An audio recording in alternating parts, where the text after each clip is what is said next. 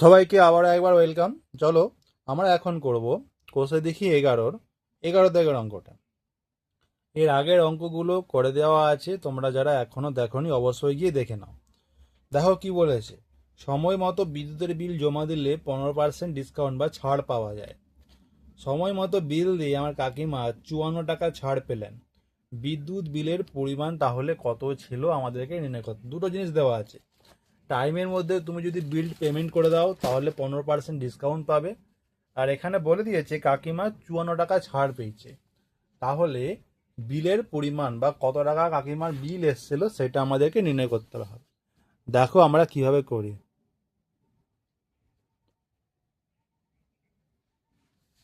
খুবই আমরা সহজভাবে করতে পারবো। তাহলে আমরা লিখতে পারি এভাবে যে 15 টাকা ছাড় পাওয়া যায়। 15 টাকা ছাড় পাওয়া যায় কখন?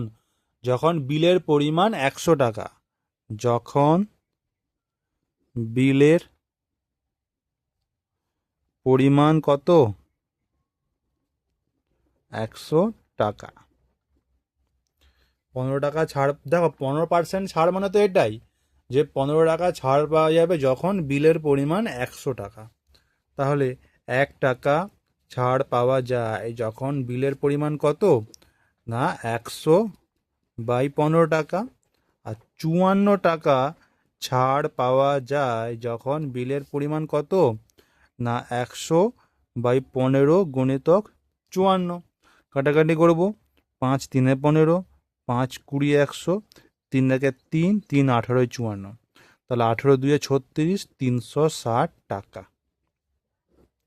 তাহলে অতএব কাকিমার বিলের পরিমাণ কত? বিলের